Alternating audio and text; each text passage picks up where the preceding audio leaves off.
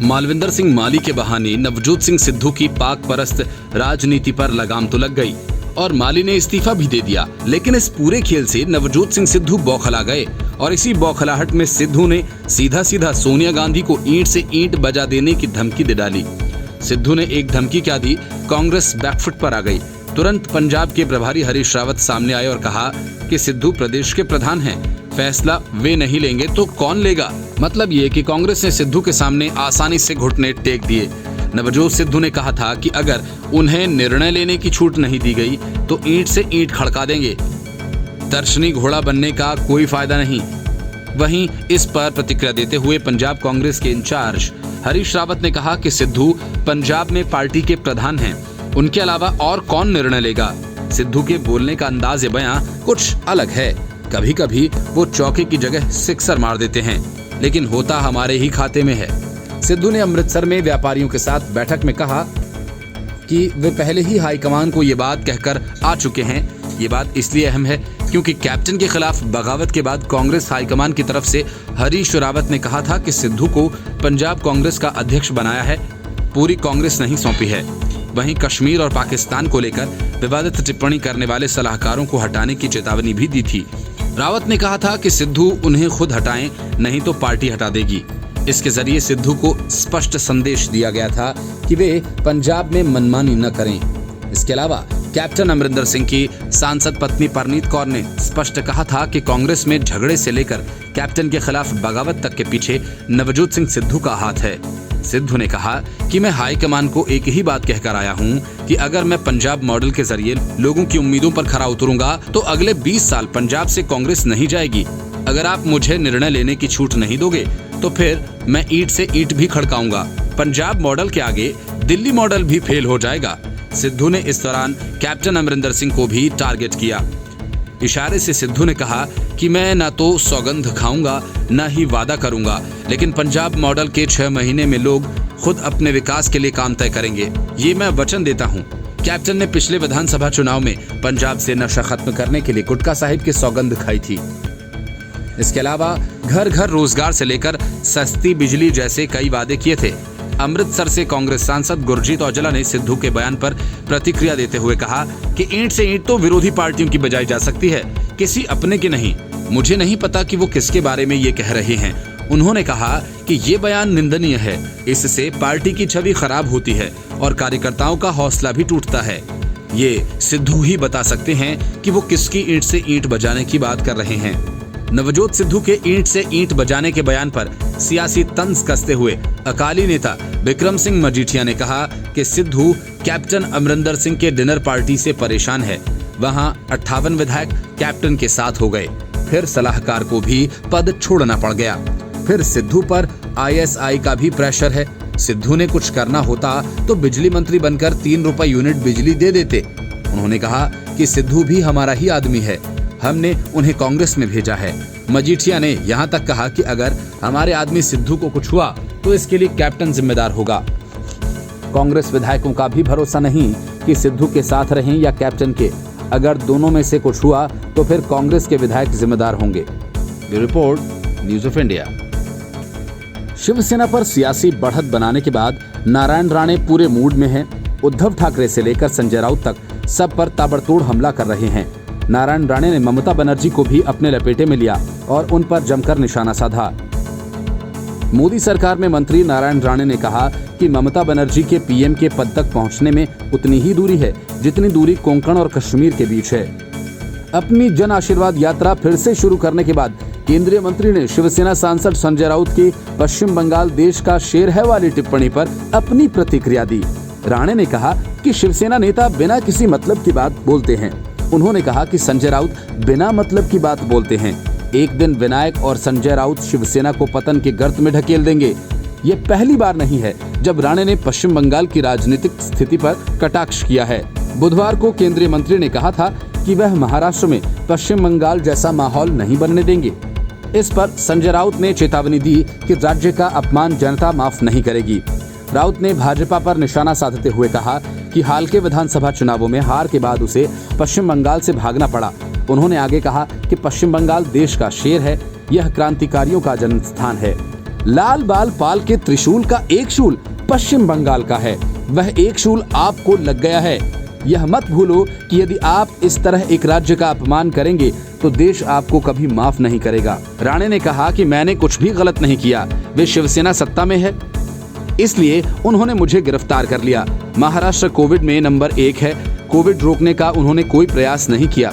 सुशांत सिंह राजपूत की हत्या कर दी गई, दिशा सालियान की हत्या हो गई, फिर भी अपराधी खुलेआम घूमते हैं। Bureau report, news of India.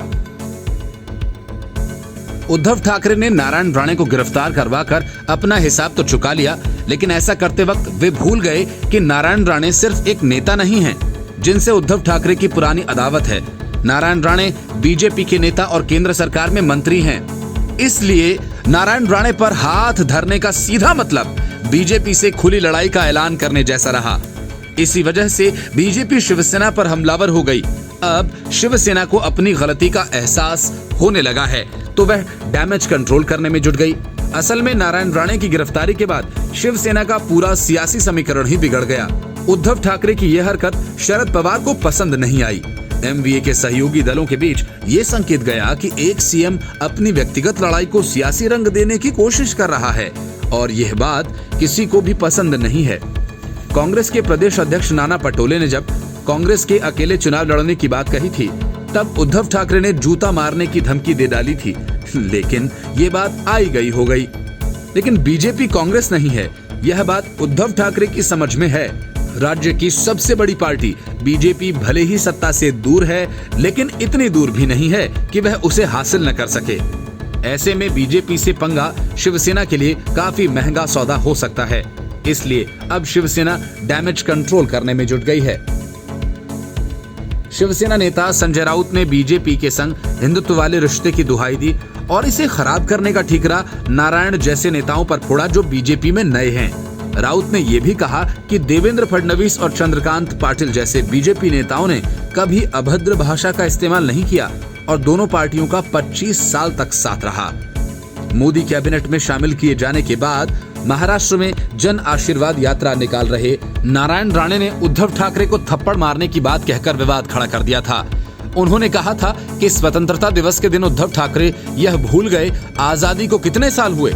उन्होंने पीछे सेक्रेटरी से पूछा, यह अमृत महोत्सव है या हीरक महोत्सव? यदि मैं वहां होता तो उद्धव ठाकरे को थप्पड़ लगा देता। राणे के इस बयान पर शिवसेना आक्रोशित हो गई। जगह जगह विरोध प्रदर्शन होने लगे, पुलिस से शिकायत की गई और राणे को गिरफ्तार कर लिया गया। राउत ने कहा कि बीजेपी और शिवसेना के कुछ मुद्दों पर वैचारिक मतभेद थे, लेकिन रिश्ता कभी कड़वा नहीं हुआ। पिछले कुछ सालों में बीजेपी ज्वाइन करने वाले नेताओं ने यह रिश्ता खराब कर दिया। उनकी कुख्याति बांग्लादेशी और पाकिस्तानी घुसपैठियों की तरह है, जो हमारे सामाजिक सौहार्द को बिगाड़ते हैं। राउत ने आगे कहा कि हमने बीजेपी और शिवसेना कभी एक दूसरे पर इस तरह हमला नहीं किया, न ही रिश्ता कड़वा रहा। जिस तरह राणे व्यवहार कर रहे हैं वह दुश्मनी दिखा रहे हैं। किस तरह के व्यक्ति को बीजेपी ने हमारे रिश्ते को सुधारने के लिए नियुक्त किया है?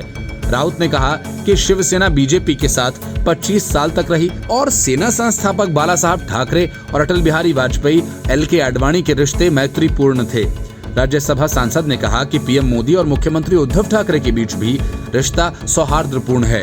उन्होंने आगे कहा कि सेना बीजेपी के साथ हिंदुत्व के बंधन से जुड़ी है और बीजेपी के पुराने नेताओं ने कभी सेना भवन पर हमला करने या उद्धव ठाकरे को थप्पड़ मारने की बात नहीं कही। Bureau report, news of India. ईंट से ईंट बजा देने वाले नवजोत सिंह सिद्धू के बयान के बाद कांग्रेस आलाकमान ने भले ही सिद्धू के सामने घुटने टेकना जरूरी समझा और हरीश रावत से यह कहवा दिया कि सिद्धू को फैसला करने की आजादी है, लेकिन सिद्धू के इस बयान से कांग्रेस में बवंडर उठ खड़ा हुआ है। कांग्रेस नेता मनीष तिवारी ने सीधा सीधा गांधी वाड्रा परिवार को लपेट लिया। मनीष तिवारी ने विवाद के बीच सिद्धू पर निशाना साधते हुए अकबर इलाहाबादी का एक शेर लिख डाला। सिद्धू के ईंट से ईंट बजा देने वाले बयान का वीडियो पोस्ट करते हुए मनीष तिवारी ने उन पर तंज कसा। मनीष तिवारी का ट्वीट ऐसे वक्त में आया है जब पंजाब के मुद्दे पर प्रभारी हरीश रावत राहुल गांधी से मिलने दिल्ली पहुंचे हैं। मनीष तिवारी ने अपने ट्वीट में सिद्धू के भाषण का वीडियो पोस्ट करते हुए लिखा कि हम आह भी भरते हैं तो हो जाते हैं बदनाम, वो कत्ल भी करते हैं तो चर्चा नहीं होती। मनीष तिवारी का पंजाब के सियासी संकट में बयान इसलिए भी अहम है क्योंकि लंबे वक्त से वह यहां की महत्वपूर्ण आनंदपुर सीट से सांसद हैं। तिवारी ने जिस बयान का वीडियो पोस्ट किया उसमें सिद्धू ने आला कमान से हुई अपनी बातचीत का जिक्र करते हुए कई बातें कही थीं। सिद्धू ने भाषण में कहा था कि मैंने पार्टी आला कमान से सिर्फ एक ही बात कही है, अगर मैं लोगों की महत्वाकांक्षाओं को पूरा करता हूं और पंजाब मॉडल को लागू करता हूं तो अगले 20 वर्षों तक कांग्रेस को राजनीति में हारने नहीं दूंगा, लेकिन अगर आप मुझे निर्णय लेने नहीं देते हैं तो मैं ईंट से ईंट बजा दूंगा, क्योंकि दर्शनी घोड़ा होने का कोई फायदा नहीं है। सिद्धू की टिप्पणी पर प्रतिक्रिया देते हुए हरीश रावत ने मीडिया कर्मियों से कहा कि कांग्रेस की परंपराओं और पार्टी के संविधान की सीमा के भीतर सिद्धू को पहले से ही निर्णय लेने की स्वतंत्रता है। मैं मीडिया की अटकलों के आधार पर उनसे सवाल नहीं कर सकता। मैं बयानों का संदर्भ देखूंगा। बात कहने पर उनका अपना अंदाज होता है। वह पार्टी प्रमुख हैं, उनके अलावा कौन निर्णय ले सकता है। दिल्ली में कांग्रेस अध्यक्षा सोनिया गांधी से मुलाकात करने वाले रावत ने संवाददाताओं से कहा कि मैंने उन्हें ताजा स्थिति से अवगत करा दिया है। मैंने उससे कहा कि सभी पक्ष उनके निर्देशों का पालन करेंगे। कुछ समस्याएं आई हैं, लेकिन हम उनका समाधान करने की कोशिश कर रहे हैं। चीजें नियंत्रण में हैं। 2-3 समूह हैं और हम उम्मीद करते हैं कि वे एक दूसरे की भावनाओं का सम्मान करेंगे और एक साथ काम करेंगे। उम्मीद है कि मुख्यमंत्री, पीपीसीसी प्रमुख या मंत्री एक दूसरे का सम्मान करेंगे और मिलकर काम करेंगे। Bureau report, news of India. Bengal चुनाव जीतने का खुमार अब ममता बनर्जी के सिर से उतरने लगा है और उन्हें जमीनी हकीकत का अंदाजा भी होने लगा है।